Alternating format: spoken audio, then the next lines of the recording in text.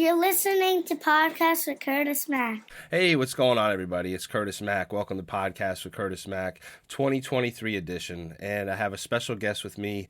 He's been in the booth with me for an interview or two once back in the day when I was in college. But without further ado, what's going on, Steve? Not much, Curtis. Nice to be here. Thank you for being here. I guess it'd be classified as an academic. Working private institution in higher education, two different ones, one facet and another, and hold multiple positions there. So Sure. So how long have you been in the academic world? forever. Starting off as a student myself, 18 years old, went into teaching right out of college, and then after that stayed in academia, not as a teacher, but later as an adjunct faculty member, but most of the time I've been in academia in one way, shape, or form. I worked with Youth Consultation Services. I worked with Devereaux. I worked with Centenary University. I worked with Fairleigh Dickinson University, County College of Morris. So I've kind of been around a little bit. Worked at Greystone Psychiatric Hospital for a little while. How was that? Interesting. Pretty sure my grandma was there. I did an internship there and in college at Rutgers University, and worked in the in one unit that was pretty hectic, and saw some pretty life-opening things, when it comes to, running into day-to-day scenarios with the severely mentally ill. Sure. As you know, I also teach myself a little bit. I'm certified to substitute teach in New Jersey, and I taught autistic preschool the other day. That was definitely an eye-opening experience. That's a difficult gig. I interviewed at a job. One of the first teaching jobs was at a school that was for autistic children. And after just watching, in the first 3 minutes, I saw one of the kids biting a woman in the arm, and then another kid spitting in a woman's face. Yeah, it's difficult. It's difficult. And like you said, you have to have the ability to keep your own composure, very good impulse control, because if someone goes and hits you, your first response has to be altered, and that's difficult for a lot of people. Yeah, and that's also, when I went through my training, I went through like GCN training and all this stuff for education, and you're not allowed to initiate touching students. You can't do that. You can't touch the students. Yeah, I had two different trainings. I had SOLVE, which is Strategies of Limiting Violent Episodes, and CPI, Crisis Prevention Intervention, and in both those trainings, it's a defensive training. Like you said, it's to what happens after. So why is working with maybe kids or students or people in the academic world important to you? I think it's personally gratifying. So ultimately it never comes with much money. So it's not ever a draw, is that, I'm going to make a ton of money in academia. It's just where you feel like you belong. You have a niche, and you're just like, hey, this is what I should be doing. And working with people just has always seemed to be that thing. I've been told by numerous people, which is, I'm not trying to toot my own horn, but like when people say you have a gift, and it comes from, numerous people, that's, you listen to that. You take heed and say, hey, you know what? Maybe there is something here. Maybe this is something I'm good at. Yeah, when I was in college, when I was in Centenary University, I thought like tutors were for dummies. I'm like, oh, a tutor? What are you talking about? And then all of a sudden the library has like on-call tutors to read your papers and edit and check the grammar and the word choice. And I'm like, oh my God, this is great. This is like a free editing software, but a human being. Yeah. And that's where we connected. Yeah, that's definitely part of the problem, is that negative stigma people come in with about tutors. And the librarian in general, and not knowing the resources that they have and what they're there for. And even the public library is there to assist its patrons. It's there to help out people in their community. And I just think it's like a untapped resource that no one really, takes advantage of. And same in academia. The only thing is that once people cross that threshold and they decide to come into the library, then they realize, like, holy Christ, my whole educational experience is going to be different, because it's going to be a lot easier because of this route. Yeah, I used to lock in, dude. I used to go in there and lock in for like an hour and a half or more, just straight, and then just, here I am, I'm in the library. It was almost like another course. Yeah, exactly. And that's the whole thing. My undergraduate, I just remember sitting there and then going finding my spot, sitting there, and 3-4 hours goes by, and you're like, dude, I just pounded away some heavy-duty academics. Yeah. And then, you're ready. Yeah, and then you get someone like yourself or, whomever, at the time can take a look at it. And because an extra set of eyes on your work is always good, no matter if you're writing something or editing something, whatever it may be. So. Of course. And, you tend not to, you read over your own errors. You read it the way you want it to say in your head, not what it actually says on paper. Sure. So a lot of times you'll have the wrong thing there, and, it's better to have the second pair of eyes, like you said. I remember Dr. Severe never used to use the word you. Yeah. When you're writing. So if you use you more than than 3 times in your paper, he'd fail you, you know?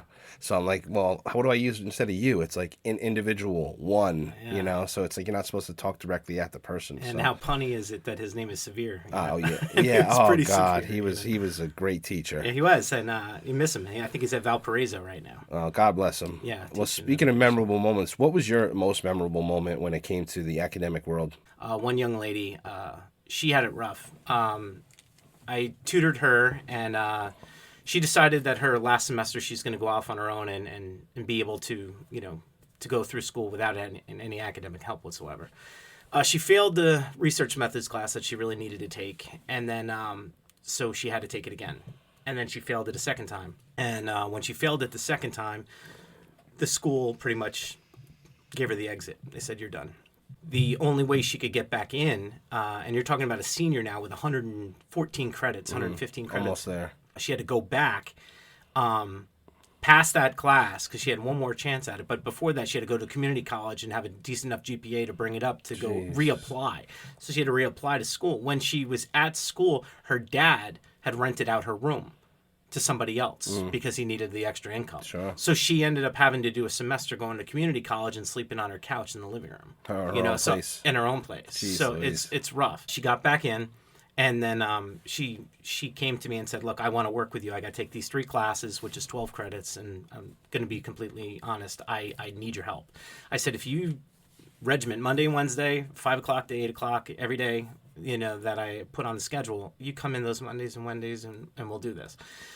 So she did, and she ended up finishing with a 4.0 that semester. She graduated. She passed the research methods class with an A, obviously. Nice. And then, so ultimately, the most gratifying part is that, she didn't take out that $47,000 worth of loans for nothing. Yeah. She graduated. I think one of the most glorifying things is to see that. Now, she'd asked about me, I heard like 2 years ago or something like that. And that's, nice that she remembers you, the assistance that you gave her. But, I just think it's, one of those jobs where you help people. Then down the road, you start to wonder, what did that person ever become? What did that, what did happen to Curtis Mack? And then all of a sudden you're sitting here and you're like, all right, I'm in the podcast with him. What's going on? Exactly. So who inspired you to do this? You know what? The first time I think I've ever had help, and this is real deep and emotional here, but I was 9, and my dad had just passed away, and my aunt had spoken to me for about 3.5 hours. And she talked to me, telling me things are going to be all right, this and that. And she was the first person that ever had like a really deep, long talk with me. And when you sat there and as you got older, you started to realize that, what? Sometimes, people that are a little bit more intelligent have things to say. And for those people that are willing to listen, there's a lot of good advice that can be taken from that. And so for me, it was her probably motivating me that things are going to be all right, things are going to move on, and to do it. And then as I grew older myself, I started to witness friends, other people started to have problems and whatnot, and then you just talk to them, and then you just realize that you have a niche for helping other people, and then you're like, what? I don't have to get paid for it, but this is just something I choose to do. You just be a decent human being to other people, and next thing you know what? You help a slew of people on the way. It's 100%. And with that being said, they say information is power, right? But nowadays, information is so accessible, but it's not necessarily the right information. Sometimes it's information overload. Sure. So taking it old school and talking to a human being that's been through it might be a better resource for information to guide whomever into through their situation, rather than steering to the phone and say, oh, okay, I have this problem. What do I do? Yeah. Versus asking a real human being that's been there in the 80s or 90s or earlier, Sure. And I, for a long time, I thought it was going to revert back to that. But I think the internet and everything that's gone on has put it out there where, everyone's going to self-diagnose everything that they've got. And they're going to do it because they have WebMD at their fingertips and everything else. And I'm going to ask Google, why does this happen? But I mean, that's the problem is that, just getting out there and talking to somebody. Sometimes it's just talking. It's not even getting answers. It's just being heard. Some people just want to be heard, and once they get it off their chest. I mean, you ever have that situation in a general psych class I took a long time ago? The professor told me if you're really irritated with somebody, write them a letter about how pissed off you are about it. And then after you're done, read it out back to yourself. Then once you're done with that, rip it up and throw it in the garbage and don't ever think about doing anything that you wrote in that letter ever again. When you get to meet somebody, you get one, representation of how they might be outside of this, and it doesn't deviate too far from what you really meet them. I mean, some people do get real loosened up and become a different way, but I've had professors that numerous times I was like, dude, I could do this job better than this guy can. I've said that a million times about so many different positions. I know. So then you sit there and you're like, well, then prove it.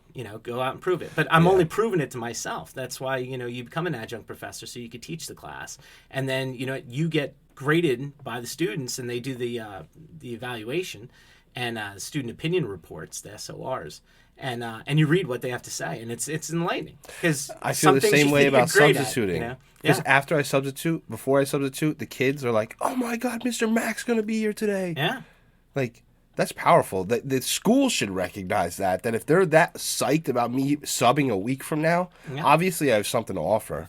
Or at least, and I got that from you and from the people at Centenary. Like, that's what you became an adjunct. I became a sub. That's why I did it, and that to reconnect with old connections and reestablish that, but also to mentor the kids. I feel like sometimes I could have more of an impact in 7 hours with those 25 kids per every 40 minutes than their teacher can in an entire school year. Sure. Because if you could relate to them, then... Exactly, and it's even just wanting to relate to them, because a lot of people, it's time clock job. You go in, you check in, all right, this kid's, they just want to get the year over to get a new batch of kids.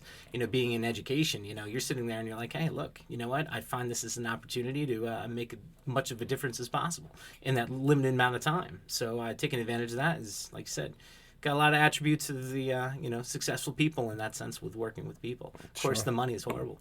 The money is horrible. They just upped the rates in Jefferson Township, but in the Hackettstown district, they're not the best. They're not the best anywhere. I know Dover is probably the highest paying one in northern New Jersey. It's like $250 a day for substitutes, and then you have the stigma of like, oh my God, well half the kids can't speak English, so what am I going to do? How am I going to teach? So then people don't even try. And also the glass ceiling, or like the amount of holes or hoops you have to jump through to become at least a sub. Like, oh my gosh, it's like background check, fingerprint, transfer your ID, do this, do that, do this, do training, transcripts, all this stuff, unofficial transcripts, official transcripts, all this stuff, and you're like a pile of stuff, and you're like, you show up for work, you don't get paid for the training, you don't get paid for the R&D that you have to do for all that kind of stuff, you don't get paid for any of it, and then you show up, and then they're like, okay, $100 for today, and you're like, dude, I could have made I could have sold a stereo in my garage for $100. Yeah. So, but like you said, you got to want to do it. Yeah. And like I said, it's not about the money, unfortunately. It would be nice if it could be compensated, but it's not. So that kind of brings me to one of my topics I want to talk to you about today, more or less, and dive into it, is because like people that are teaching our youth, through the public system, the government system, whatever you want to call it, even private sector, like they don't necessarily get paid the most to teach kids. And then on the other hand, you have people that are public figures that are out there, Nicki Minaj, Snoop Dogg, and all these rappers and celebrities that are influencing the kids, but not necessarily in the best way, right? Do drugs, shake your ass, drive a fast car, F the police, and all this stuff that's coming from maybe what environment that individual grew up in, but for some reason that mentality is idolized and then commercialized and then sold and broadcasted to these kids that barely want to pay attention to school because their teacher's not getting paid enough to keep their attention. So now they're watching Snoop Dogg videos in the back, and then all of a sudden you see Nicki Minaj or somebody like that on these like MTV awards and all that, and you're like, oh my God, they're really doing it, and then on my end, I'm like, well, what's Viacom doing, having this guy influence kids? Don't you know what he does? So it's like, how does that, the kids gravitate towards that? So I know there's a little bit of narcissism that the higher-ups like in individuals to, promote that individual. I'm above the law type deal. Maybe you want to tap into that a little bit. It's the trickle-down effect like you were talking about with, going down to the suburbs and, having influence on the kids that have no correlation to that type of mentality, that type of upbringing and whatnot, but it sells, and being marketed to kids is another way that kids are going to buy things. Kids are going to occupy the internet. Kids are going to be, more susceptible to advertisements than adults would be, and people set in their ways. They set modern trends. And like you said, with the narcissism aspect, it goes everywhere. It's in politics, it's everywhere. And that's the problem with it. You see the Donald Trump with the NFTs, and people don't come to the reality that these people are making money. That's what they're doing. That's what their job is. Yeah. To be cool enough just to make money. If you're not paying for the product, you're usually the product. Yeah, it could be. Yeah. You know? Exactly. So for me, I would love to ask you, like, straight up, like, what is that? Why is gang violence or stripping or dancing explicitly or getting in trouble and being above the law or outside the law, like, why is that so attractive to everyone? Well, it's attractive to a certain base. Like, it's not True. attractive. It a lot of people the bad boy attitude comes with this lifestyle that they feel is unattainable unless you're bad boy. If you're not a gangster, if you're not, this person who's got, the fast cars and F the police and that kind of attitude, you're not going to get that the high up on that hierarchy. And if you're a guy who studies regularly and whatnot, how cool is that? You're not going to sell that to people. But what you can sell is, this and this and these fast cars and fast women and stuff, because it's idolized in our society. It shows success. It shows that they've made it in one way, shape, or form. In the most forward aspect, it's like it's all just a show. It's marketing. It's smoke and mirrors, and the people that are seeing that don't realize that it's smoke and mirrors. Exactly. So now when they go for guidance, they don't ask their teacher. They go and they watch a video of Tory Lanez or something, and then that's the way this is the way I should think or approach things. Yeah, I read today a 14-year-old kid was gunned down in Georgia, and he was killed by a 16-year-old kid. And the whole thing took place over a social media beef that the two had. And then one showed up at a house with guns, and then they, left. And then that kid went back with his friends with their guns, and a bunch of people were shot. I think 3 people were shot, 2 people were killed. But I mean, here's your social media and your gang, type mentality. And then unfortunately, you see this stuff go, and it becomes, how they relate becomes real. All of a sudden you want that stuff, and then when the kid has a gun, now it is real.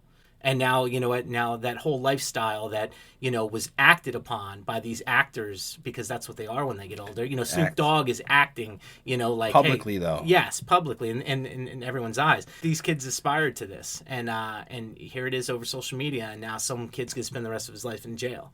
Because of a decision that he made at 14 years old. Based on what he thought, he should be idolizing, and that's what I'm saying. Why is that lifestyle idolized by most? It's so weird. Yeah, it's kind of like one of the downfalls in our society is that, that the people that are out there, the Dr. Fauci's aren't being idolized by kids. They're not saying, or like, it's some scientist at Pfizer who's helping, save tons of lives by trying to come up with something. They're actually almost demonized. I know, yeah, and that's the whole point. So, I mean, there was a time when I was in the late 90s when, all my buddies were going to college. Back in the day, right? Yeah, exactly. And, everyone started to swerve from the medical field to financial. Sure. And it was just because everyone's worried about the financial stability, and it's like, well, a doctor's going to get sued for X, Y, and Z, so let's steer more toward the financial districts. And a lot of my friends who were going to be doctors ended up going, and working on Wall Street. Sure. And I mean, it's about the money for them as well. And now, for me, I put it on Facebook the other day. I'm very vocal. I had an opportunity to work with WNBC, CBS, all these like high-end news places. But I'm like, once you take a job as a reporter there, you have to be very careful on what you do and what you say. So I turned it down. So I had 2 opportunities to work in the helicopter. I think it was for WNBC, but I turned it down because I don't want to be known for this and then be stuck to it and then ridiculed and criticized. But so anyway, on my Facebook, I posted like, I watched the new Pinocchio. Did you see it? No. Oh my God, dude, it gave me nightmares. Seriously. Swear to God, because this show, it was PG, but the message behind it was giving me chills the whole time. It was this little boy, that passed away, and the father tried to recreate him in the second, version of him, which was a wooden version. But that boy was supposed to go to school and stay on his academics and become a, XYZ and stay on track. And all of a sudden, I don't know if it's supposed to be the devil, but it looked like the devil. This guy ran a circus, and he kept trying to get Pinocchio on his way to school to join the circus and sign a contract for show business. And he eventually did it. And then he turned out that, it all got burned and crashed to the ground immediately. And he wasn't, he wasn't sending money back to Pinocchio's papa and all this stuff and lying to him and using him and all this stuff. And he went in it so innocently into show business. And now he was being used and manipulated and exploited and, and all this stuff. So I'm like, Jesus Christmas. I see all these people doing TikToks and stuff. And I'm like, what is everyone trying out for the effing circus, dude? Like, it seems like everyone wants to be a circus act. Look at me, look at me, look at me. And it's like, I could either shake my ass, I can, swallow 10 gallons of vodka, whatever they want to do to get seen. It's like, it seems like everyone's trying out to be a circus act. Yeah. And that's, again, it's one of the downfalls that we've had with social media and the internet. It's talent show for assholes, some people call it. Pretty much, I mean, you get to that point where you're just like, you only hope that, people are dying over stupid stuff. I saw the one day, and you guys probably, saw this, is that a guy was doing a selfie by the train tracks. Yes. And he got hit by a train. It's doing 114 miles an hour. Well, who put that train there? Exactly. And you're sitting here like, but to what end are these people? I hear about people falling off cliffs, taking selfies in these opportunities. I mean, this is what we've become as a society. I think negative repercussions. If you're so easily influenced, then maybe you shouldn't be out in public. I don't know. One new song comes out, and then everyone buys that car. Everyone does this. It's like, geez Louise, like, are you that easily swayed? Well, like I said, again about the marketing and the advertising and the power that these companies have over people. I worry about it with kids. You sit there and you're like, my kids aren't going to be easily influenced. When I was growing up, I mean, as negative as people might see it, I just didn't follow the trends with a lot of things. And then now I see that as an adult, you're right. As a kid, it's a waste of tons of money. I mean, and my daughter was worried about a situation because she didn't have an iPhone, and people would mock her for having an Android. And I was like, are you serious? Like, you're serious? And she's like, yeah.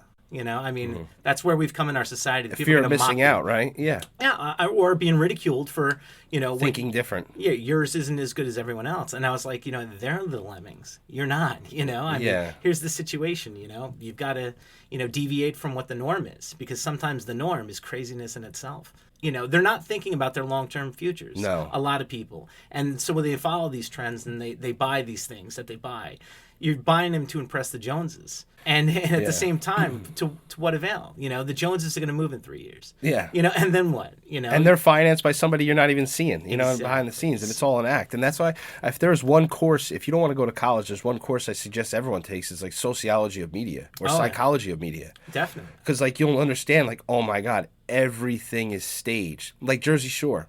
They were paid $20,000, I think, minimum per episode, but they're not allowed to use their phones. They had to use the duck phones. They can't use this. There's certain things that people do, they make them do, and then they film it, and they're like, oh my God, that's real. And it's like, no, it's not the case. Exactly. It's not the case. Just because you see it on TV doesn't mean it's real, Yeah. And with this TikTok stuff and a lot of the, everyone, you say everyone wants to be in medical, then finance, and now it seems like everyone wants to be in broadcast media or production now, and that's cool. That's cool and all, but for people like me, I'm a little like, I don't know, I jealous or taken back or upset because, I worry about headroom and lead room and the right mic and, the aggregate device and audio visual and channels in and output and all this stuff. And then meanwhile, I go on, see News 12. They use somebody's flip phone camera video to broadcast the news, look at this. And it's like someone's shaking their camera. I'm like, you really put that video out? That's the production value that you're allowing your organization to have.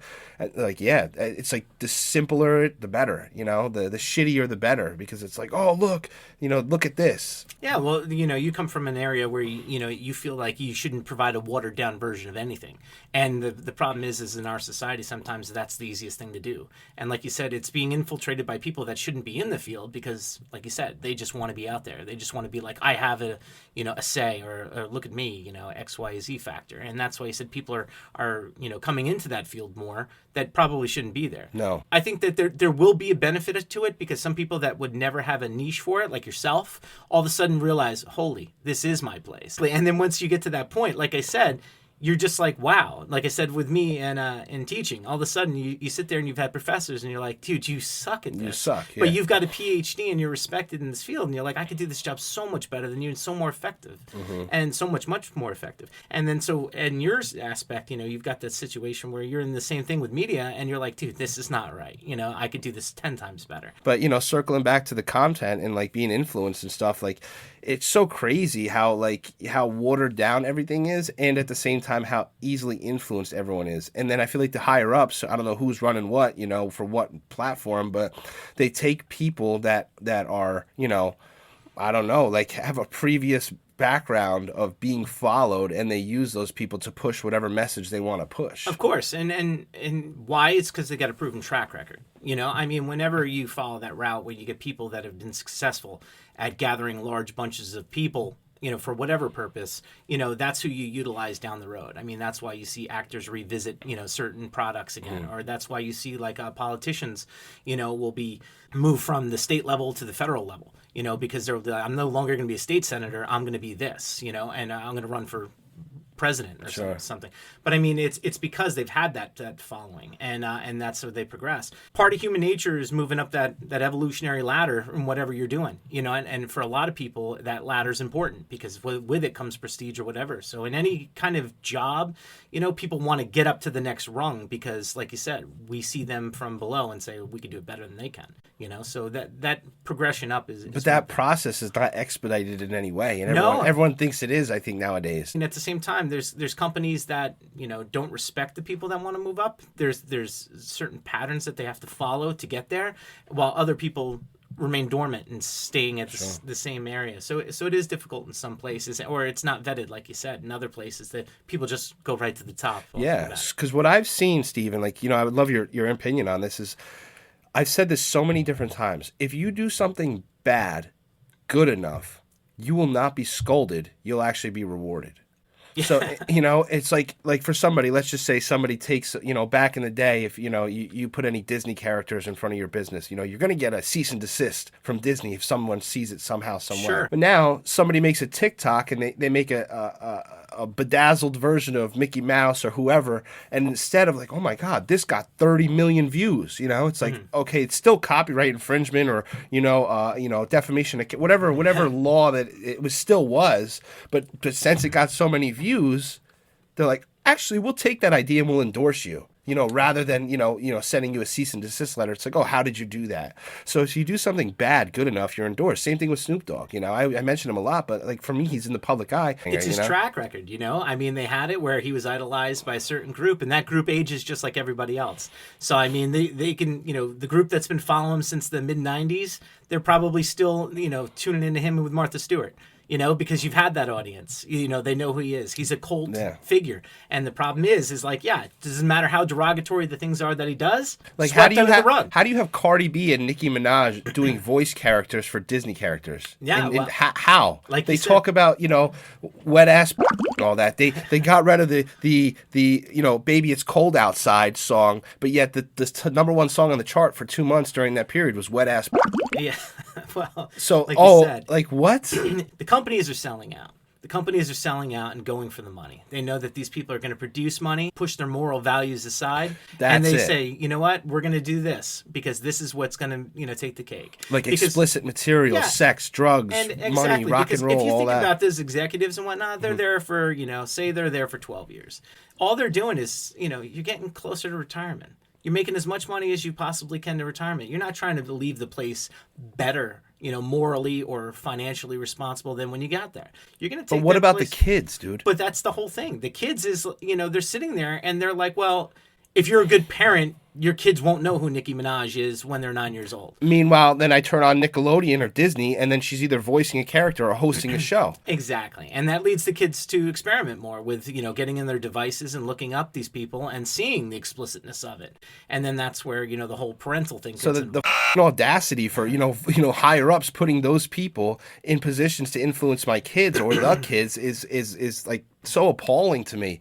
Everyone's so ready to attack Kanye, and it's like, at least the dude dude speaking his mind. You know what I mean? Like, how can you be mad at for somebody just speaking their mind? And if he's sick, he's sick. You know, get him some help. But they don't even want to address the fact that you know, these girls that are shaking their ass on TV and music and all this shit, it's good. And then, oh, those are the people, they can host the shows for the kids and you know, tell them that this is a good idea, or to do this or be there. Or, yeah, like you said, the whole vetting of those people and making the decisions are made in a room that will have no idea what takes place. Probably a bunch of people that are sitting there that, you know, are weighing the pros and cons of everything, and then, you know what, they have to do it. I mean, I heard about, you know, Kanye's comments. I heard it took Adidas a very long time for them to come to the conclusion that they're not going to deal with his items anymore and break the contract, which was a huge deal for them, you know? So, I mean, there are people who, you know, who make those decisions, and, you know, ultimately, you know, how they get up there, you know, climb the ladder that we're talking about earlier,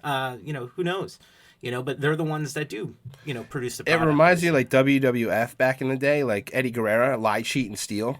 You know, like that was his MO. That was his mantra: lie, cheat, and steal, and everyone loved it. Mm-hmm. You know, I'm pretty sure that was his name and that was his thing. So it's like, well, it follows the premise. You know, I mean, it's harder to work. You know, it's more difficult to work hard and get the things that you want than it is to lie, cheat, and steal, because then you could obtain the things the fastest route. You know, lie, cheating, and stealing is the quickest way of getting, you know, to those means that you believe you want. Mm-hmm. You know, not the stuff that you need, but the things you want. But yeah, if you're going to work hard, it's going to take excessive period of time, and no one wants to deal with the grind. Nobody. And then, you know, they look at somebody like me, they're like, oh, you know, you're this amount of age and you've said you've done this and you've accomplished this, but you only drive a Honda.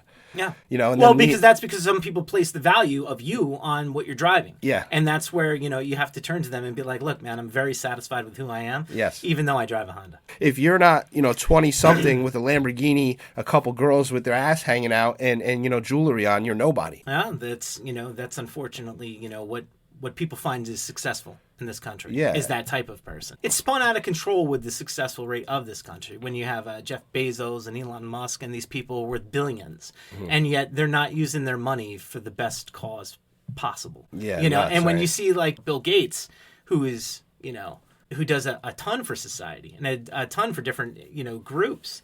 And these other guys, it's ridiculous. I had read one thing that said that Bezos, during COVID, he had made so much money in the span from that March from lockdown till September that he could have given every employee at Amazon an $80,000 raise and not had tipped into and not set them back financially more than they had started. So he'd actually grossed so much in profit that he could have literally given every employee an $80,000 raise. You know what that would have done for our economy? How many Amazon employees across the country would have gotten an $80,000 raise, where that money would have gone? Because, I mean, it would have been spent. Because, you know what, Amazon employees are going to spend money. Well, yeah. You give $80,000 to a person who's got $275,000 in the bank, all you're going to have is someone with, you know, $325,000 in the bank. You know, who doesn't care because they don't need the money. They're not going to spend it. Yeah. But I mean, if they did decide to do something with their money, I mean, things could be accomplished. It's just so weird because you have these influence of like, okay, here's street life. Street life is glorified, and then you got like things that happen like the shutdown, the government pandemic, and all that, blah blah blah. And then they were starting to give people money that they never even seen before too. This is switching gears a little bit. The $1,200 stimulus checks for the people that were making minimum wage, and that money all went into the black market because half of the people that are getting that money were influenced or are influenced by the social icons that are saying buy drugs and go to the strip club and all this stuff. So it's like the government's handing out these fat checks and people are just, you know, going out and spending it on the black market. It did nothing for the economy. Well, I don't know. Well, for me, you know, I spent it on, you know, paying down debt and having some home renovations done, you know. So, I mean, I was able to get caught up a little bit. My friends around me and my, you know, base, you know, the people I assume with, you know, we spent it. You know, we spent it on things that, you know, very few of them saved it, but necessity stuff too. Sure. You know, people went out and bought tires. People went out and, you know, and you know, did some positive which things. you were hoping that was what happened with that money. But I mean, you know what? If the government's going to go sit there and bail out the car industry and they're going to bail out the banks, you might as well bail out the American person. You know, I mean, come on now. You know, I have nothing to do with, you know, Ford. And then when that whole shit went down in 2008 and the government said we're going to step in and help them, it took me a while to understand and comprehend what exactly was going on. And what happened was with the car industry, there were so many people working for the car industries that if it collapsed, the state unemployment in Michigan would have collapsed itself, which would have needed federal government dollars to come in and step in, which would have took our domestic gross profit and driven it down the toilet, because you'd have to be paying all these hundreds of thousands, if not millions of people that work in the car industry unemployment every month, every week, so that money would have depleted it. And no company should get so big where it drains the state's unemployment. But that's what the car industry was. So, I mean, the car industry had to be saved. And I was sitting there and I was like, was I glad my tax money is going to Ford? I'll never buy a Ford. But the point is that that's where it was going, to Chrysler, this and that. So when the SUVs started getting smaller and people stopped buying SUVs. They stopped making V6s and they stopped doing all this shit. And everyone's like, okay, well, what's going on? I'm like, I don't care. Because you know what? The few that want them will go find it and be able to buy it. But do we need these huge gas guzzlers, that are sitting out there, that are too big to fail? Constantly being made. Like, there's a niche, there's a certain group of people that are going to buy those. That's absolutely fine. But to mass produce them on a level where you have tons left over every year, you're like, Jesus Christ. Yeah, not a good idea. No, and not just that, but I mean, you drive down the car dealerships. You ever think about, like, in a car dealership when you're looking by and you pass one car dealership, a second car dealership, a third car dealership, how much water they must spend on washing those cars to put them on the lot? Yeah. Because every bad weather, and you're like, there's hundreds of cars that need to be washed. Yeah. And you're like, but that car wash, are they doing anything more for the water for that town? No. They're just depleting the reservoirs because they want to wash their cars so they can sell their cars to make profit. Yeah, well, it dives into so many things. It's like new development in places when you add new apartments. It's like, well, there's 300 new families. Well, how's that going to work? One example is like Hackettstown. I know in Independence and Great Meadows, they're putting up, apartment buildings. Sure. New ones. And my sister's on the fire department. They don't have a fire truck that goes 3 stories. Exactly. Yeah. So it's like, did you think about that? And they're not, because then all of a sudden what they're going to have to do is they're going to have to pass some referendum in the town to expand the elementary school.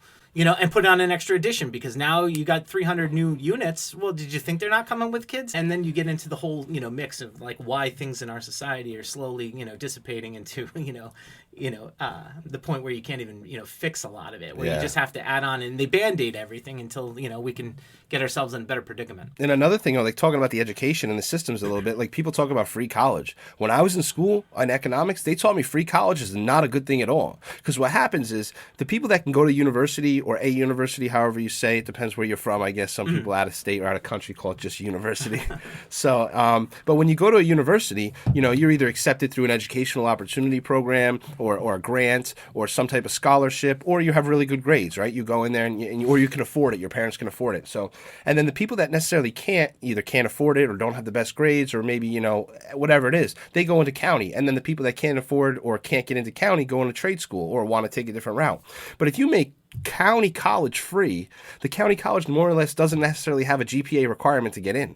But as soon as you make it free, all of a sudden CCM might now put a 3.0 GPA requirement to get in. So now the people that would normally go in there won't even make it in there, because the kids that want to go to university say, why would I just go to university when I could just do 2 years to my county college and then go out from there? So then you're messing up the enrollment opportunity for the kids that normally might get that junior college education, won't get it anymore. Problem is that ultimately when you're dealing with the community college, the free community college, the problem is where's the money going to come from? Because then you're talking about increasing the amount of full-time faculty you're going to need, staff for the even land, for parking spaces and stuff like that. Well, that's what I'm saying. They're going to have to eliminate something somewhere. Yeah, and it's difficult in that sense. They're not going to be able to disseminate and be able to put any restrictions because it's a community college. But like you said, the thing is that other schools might be able to readjust their articulation agreements with those community colleges, because they don't like the product that's being pumped out, so they might raise it.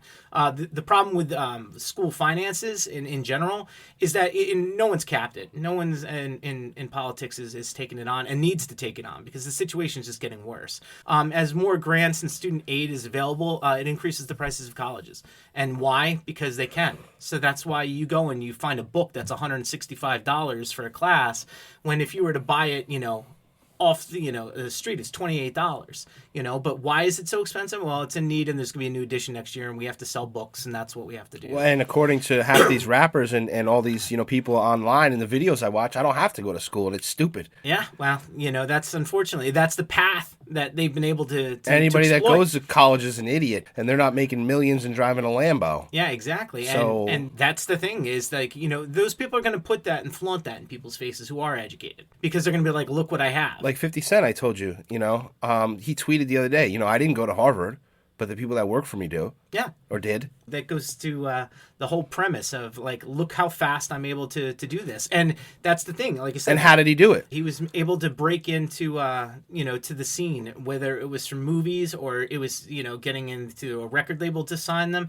But he was able to backdoor it into our society. So, and I understand that was his way out, and maybe Nicki Minaj shaking her ass, that was her way out. There's a different end of the spectrum, though. There's, the people like the Mark Zuckerbergs who go their route, who used education as their thing. And they said, hey, now look at me. I'm the owner of Facebook and, X, Y, and Z, and everyone uses it. And you know what? Snoop Dogg uses my Facebook and, all these people. And so they're like, yeah, you're not, I'm where I am because of X, Y, and Z. And you got LeBron James, who, goes a different route and, gets up there and whatnot and values education, but at the same time doesn't have one himself. He never sought that out. Now, maybe he will after his playing days are over. I mean, I'm always, look back at some of the people like Shaquille O'Neal and some of the people who left school early and go back to finish their education just to go finish it. That's always important to me to see that people do that. You told me that when I was in college. You said, for example, I don't know how financially stable Justin Bieber is or whatever it is for now, but I remember you told me somebody like that gets famous very young in their mid-30s when they can't produce anymore or they're too old, they could be in trouble. No one ever taught them life skills, how to write a check, how to do this, how to do that. Everyone else did it for them and just drained their money. So by the time that they're, out of their prime or not doing what they're supposed to be doing, they have no structure or protocol or anything that they could fall back on. Yeah. Or certificates or degrees or anything. Yeah, and it's a shame because I see a lot of the professional athletes falling into that. They just become spokespeople. Yeah, and then I forget the percentage of football players that after their 6 years in the NFL, they, 2 years later, they don't have a dime to their name, and they have to take jobs as coaches at high schools and stuff like that because they're just that desperate for work because your career is short-lived in that sense. It's difficult, but. So what have you accomplished? Do you have any accolades that you want to share with everybody? Advanced degrees are advanced degrees. I don't see them as an accomplishment. There's a lot of things. It's difficult to express what you accomplished. Like I said, sure. My barometer is, when I get someone through and they get their degree and knowing that they graduated, that's a huge thing. Yeah, that's me. Hello. Yeah, exactly, and that's the accomplishment. I can have diplomas with a bunch of initials after my last name, and it really doesn't mean anything to me. It was part of the process. Sure. The people who run the marathon, they run it because they can. So I think academia is the same thing with me. I go through it because I can.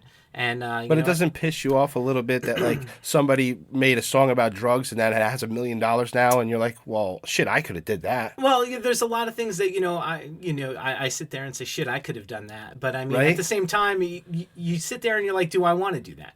I'm kind of happy being the low-key guy that I am and not getting the publicity and driving the Honda and not getting the 1,000 looks because I don't need my life any more complicated than it is. Sure, and these people do. They do. For me, it pisses me off so bad because it's like you rap about this or you talk about this and you're talking about explicit life and then you want to circle back and then do something that now I'm doing too. You want to now influence the kids. You didn't have good intentions from the beginning. How many football players, do we hear about that do stuff and whatnot and they come back as commentators and whatnot and you hear about their personal life and it's like this guy's beating his wife. Oh, and this all the guy's time. And you're sitting here like, and he's on TV? Yeah. Oh, why? Well, yeah, because morally we don't care. This guy sells it and he's going to watch it. And guess what? I'm sitting there watching it that day, watching this, guy who's been, arrested for domestic violence on 2 different occasions tell me what the spread on the Giants game is. Yeah. And you're just like, it's mind-blowing, too. It is. You can't, idolize anybody in life. You have to. Besides Curtis Mack.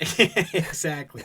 Because, everyone seems to let you down. As you go through, you find something in their closet that you're just like, oh, my Christ. And the next thing you know, here's this guy with this and this guy with this. And you're like, I should have known. Overall goals, maybe going into whatever you started, or maybe new ones when you started, and from 9 years old. Or? Just as I get older, I think that the only goals is that I have is to try to find people like myself and make sure they continue the mission, in that way of like sitting there doing everything that, that's morally the right thing to do. Morally sound. Yeah. It's like, leave the world a better place, than it was when we were here. That's not the case anymore, Steve. There's probably 1 out of a million people that think that way. But that's the whole point. The whole point is that, if you're going to have kids and they're going to inherit this earth, you want it to be a better place for them. We're going to be long gone, when their kids have kids and their kids have kids. But the point is that, this can't be enough, this can't be, we can't be okay with the way things are, because we're leaving it for them, and I apologize to my kids all the time, and I say sorry, because we didn't do a good enough job protecting this place. And then ultimately we're leaving you shit. And I said, hey, if you don't want to have kids, I 100% support you, man. Yeah. If I don't never become a grandfather, maybe that'll be my happy moment, knowing that my kids are just going to live the life that they want to live. And when they're done, they're done, because I mean, maybe the burden of, of us in society, as people like me in society, is knowing that there's going to be generations behind us that have to endure all the shit that we didn't fix, Yeah, agreed. So, is there anything we didn't cover today? I think it was a good roundabout for today. It was, and we'll chop it up and throw it back and forth. If you want to be reached, how can you be reached? You can reach out to my email, Steve_MacMillan@hotmail.com. And now, can they reach out for you, maybe for private tutoring, or maybe some? What would you say? At least if I'm not available, we could try to hook you up with someone who is, or find a way that we can get you the help that you need to get. Because I mean, ultimately, there's a lot of people out there, and a lot of people willing to help, and a lot of people that need help. So if we can get the two of them linked together, then everyone's gonna be happier. What message would you give? Maybe not your kids or my kids or me, but anybody out there that's watching that's younger, that is so easily influenced by anything online, and all they have is their phone. That's their escape. What is your message to them? You got to be true to yourself. At the end of the day, you got to be happy with who you are. Not who you aspire to be, not your goals that you want to accomplish, because things change. But just be, good to who you are. You be that individual. If, hugging your mom at 17 and kissing her on the cheek and saying I love you in front of your friends is what you do, don't stop doing that, because your friends are the people around you, because they'll accept it. You do what you're going to do, what's you. You be your true individual self. I think too many times, we adjust. People, they're embarrassed about what people are thinking. Mm-hmm. Life's too short to worry about those embarrassments. Spotlight effect. You think everyone's always looking at you, but it's not the case. Yeah, friends come and go. People come and go. Family's important. And ultimately, just got to be true to yourself. I remember Dr. Severe made our whole class remember the definition of success according to the On Course book, and it was success is staying on course to your desired outcomes and experiences, gaining happiness, wisdom, and self-worth along the way. Yeah. That's so perfect. it's like whatever you're doing is, if you're not gaining happiness, wisdom, or self-worth, if it's not taking you on course to your desired outcomes and experiences, stop that right now and cut it off. Exactly. Any shout-outs? Nah. Don't really have your wife or your kids? Oh, well, if they ever tune in, I just tell them that for them to be themselves, and that I love them very much. Sure. So final thoughts. It's good to hit on topics and get people's perspective on things, because I mean, at least the one thing that this is going to do is going to make people think, and if they look twice about doing X, Y, and Z, well, that's important, because at least you reach somebody. But, I mean, hopefully, they take something away from it and not just listen to two dudes talk. Yeah, well, that's the point, really. And a guest I'm going to have, I invited to the studio, Anthony. He's an artist, and he told me that there's actually, like, a psychological aspect to it, in the point where, like humans have adapted to, in the world where, like, if they see something glimmering, that's because their natural instinct to find water to survive. Sure. Right? So he said, the higher-ups actually know that, and they use that and manipulate that. That's why everyone has all the jewelry and the bling and the shiny and the glimmer, the water, the drip, all the new language that they use, because that they're tapping into your most primitive instincts. It's definitely a possibility. I can't say that it's not, I mean, ultimately, they take advantage of that in a lot of ways, whether it's crocodile brain, right? Yeah, I mean, you go into retail stores, the music's specifically played for specific reasons. The smells when you go into certain areas are for specific reasons. They're trying to get in tune with all your senses and whatnot. Visual, merchandising, marketing, everything, the front way things are facing, the levelness of things. You walk into a retailer, it's all staged. It is. It's smoke and mirrors, people, and it's everything. And our society's like that. It's not just the retail world and whatnot. No, society is staged. I know, that's the point. It's like, wake up and just do your own thing. Well, that's the problem, is that there's no one's successful by doing their own thing in other people's you're minds. Looked down on. Yeah, and so I mean, dude, what they just need to be, like I said, if you're comfortable with yourself and you're happy with who yourself is, then it doesn't make a difference. And that's the problem, is that too many people aren't that way. It really takes like a really great relationship with another individual, and then the two of you just end up shunning yourselves from society. I Why? know. Because you're great together. I feel like I want to be part of the Beastie Boys. I wish I had a group I could just kick it with, but I don't think anybody would sign up with me for that, you know? But yeah, it's like if you have like-minded people that have the same goal, but good luck, you know, good luck finding, you know, goal, task-oriented people that keep a schedule, people that are Certainly. okay with what other people say and, you know, ridicule and all that kind of shit too, so. Even if you do get two like-minded individuals, something usually happens in a partnership where things just, I mean, if you It's just like two chefs in a kitchen, right? yeah, look at the success of musicians and groups that have worked together and whatnot, actors, you know, like that have worked in films together. I mean, ultimately, you know, they don't finish out their lives together. You know, I mean, ultimately they go in their own ways. Someone does a solo album, someone writes a book, someone does something. Yeah. But I mean, yeah, it's good for the time being. You make money, you enjoy what you're doing and whatnot, and then it ends. You know, when it ends is up to the individuals, I guess. Sure. Yeah, so thank you for listening. Stay tuned for more content. I apologize if you don't like our rants or our way of you know looking at things. But it seems that things have changed. I'm a '90s baby, you know, and like everything has changed. I used to use flip phones and didn't have to use the area codes, and even back before that, you had house phones. And we've seen technology change. We're almost the millennials feel like the gap between the ones above us and the one behind us. Yeah. All right, thanks for listening. All right. Cool.